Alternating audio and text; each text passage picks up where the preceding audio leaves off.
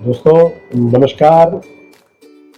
आज हम एक ऐसी शख्सियत से बात करेंगे हमारे चैनल के माध्यम से जिसका नाम है जिंदर एक खोज। जिंदर एक खोज का मुख्य उद्देश्य है कि जिंदर समाज में लुप्त होती कला और कलाकारों की भूमिका हमारे इस समाज में जो पिछड़ रही है, हम अपने चैनल के माध्यम से उन विभूतियों को आपके सामने लेकर आएंगे। आज इस प्रथम अंक में ऐसी ही हमारी आज की ये भूमिका है।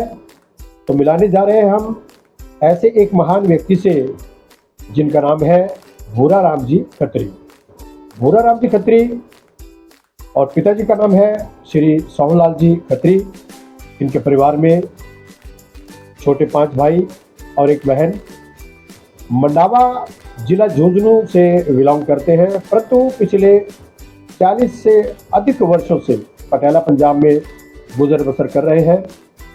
अपने पैतृक काम जूती व्यवसाय में अपना गुजर बसर करते हैं और काफ़ी समय से अपना आनंदमय रसमय जीवन जो है बिताने का प्रयास कर रहे हैं और उन्हीं प्रयासों के साथ अपने परिवार का पालन पोषण करते हुए आज हमारे साथ जुड़ने जा रहे हैं श्री भूरा राम जी खत्री। आइए हम उनसे बात करें।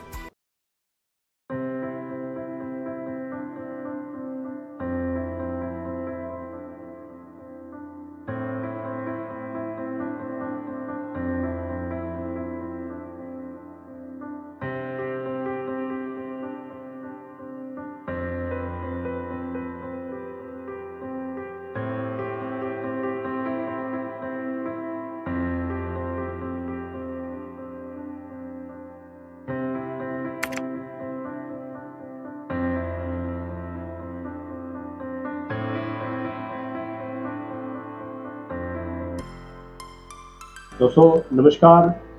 आज हम बात करने जा रहे हैं एक ऐसे महान शख्सियत से जिन्होंने अपना जीवन और अपनी जवानी समाज के लेके भजनों के आनंदमय जीवन में बिताया इन्होंने। और फर्स्ट एपिसोड जिंदर एक खोज में हम लेकर आए हैं, तो मुलाकात करते हैं। अपना शुभ नाम बताइए जी। भूरा राम खत्री। भूरा राम। हाँ। तो भूरा राम जी, आप पीछे कौन से गांव से हैं? हम राजस्थान के रहने वाले। कौन से गांव के? मंडावा।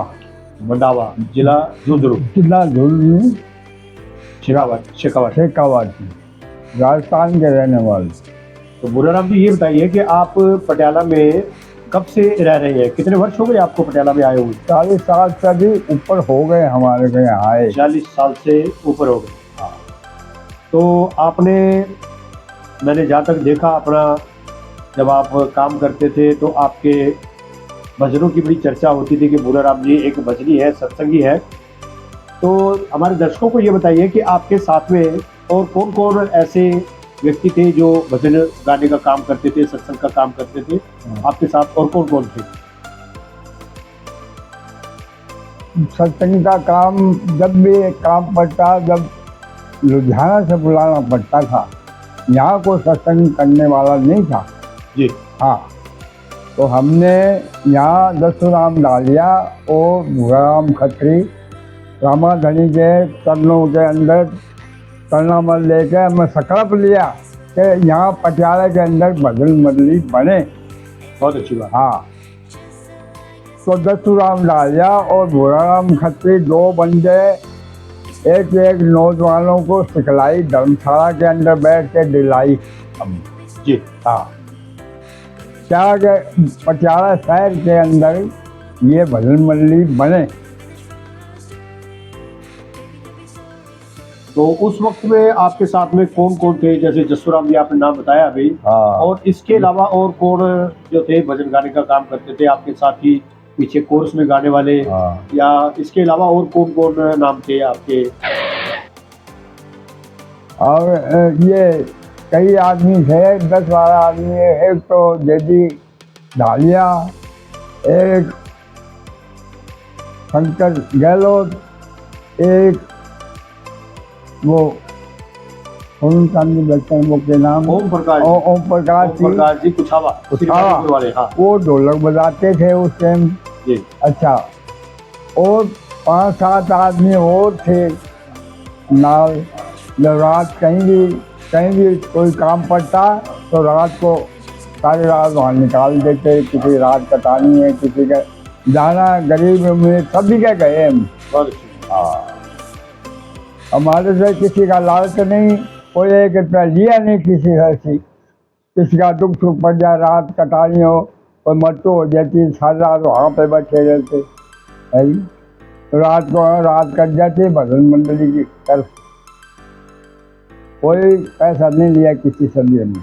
दोस्तों हाँ। आपने सुना कि भूराराम जी, इन्होंने अपना परिचय दिया कि पिताजी का नाम सोहनलाल खत्री था और 84 से लेकर आज तक जो है वो सत्संग का ही रास्ता और वो मार्ग पकड़ा हुआ है। आज भी इनको कोई लेकर चला जाता है कि भजन गाने हैं, तो जहाँ तक मैं देखता हूँ ये अपने सुख दुख भूलकर बिना खाए पिए, रोटी भी नहीं खाई हो और परिवार को छोड़ के जो है समाज के इस काम में जैसे कोई शांत हो जाता है, गुजर जाता है।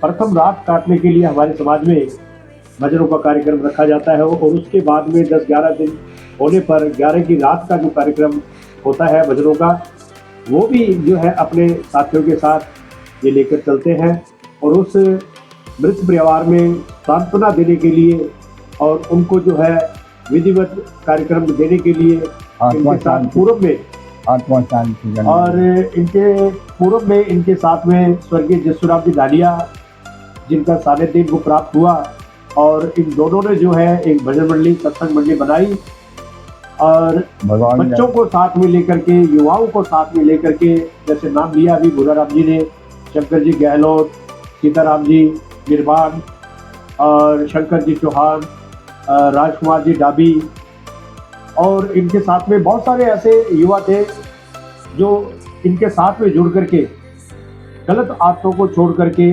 और एक भजनों का जो है संगठन तैयार किया। और संगठन को तैयार करने के लिए उसके वक्त में आप धर्मशाला में थे, जब आप प्रैक्टिस करते थे तो आपने एक संगठन तैयार किया था जिसका नाम श्री बाबा रामदेव नवयुग भजन मंडली था और शंकर जी चौहान ने इस नाम को जो है प्रपोज किया था, जहाँ तक मुझे याद है। और उस नाम को लेकर के उस सत्संग मंडली को जो है भंग करके एक संगठन तैयार किया, श्री बाबा रामदेव नवयुग भजन मंडली। तो भूराराम जी, आपके परिवार में अभी कौन कौन है?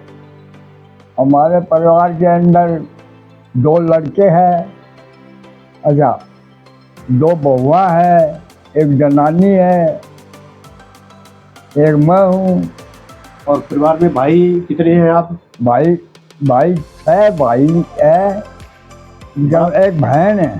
बड़े का क्या नाम था? नानूराम जी खत्री। हाँ, नानूराम। जिससे छोटा भूराराम, अच्छा उससे छोटा महावीर, उससे छोटा भुगाना, उससे छोटा गिरधारी।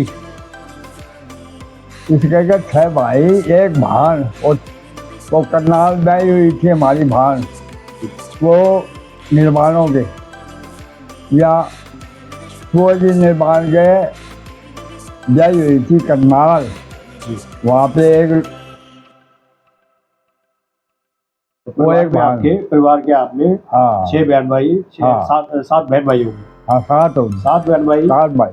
तो दर्शकों, भूराराम जी ने अपने जीवन काल में और जसुराम जी, स्वर्गीय जसुराम जी डालिया ने अपने जीवन को जो है युवाओं को प्राचीन पुरातत्व और जो भजनों की श्रेणी होती थी, भजनों का गायन होता था, इस प्रकार समझाते थे बच्चों को, इस प्रकार उनको ज्ञान दिया, इस प्रकार उनको जो है इस कार्य में लगाया।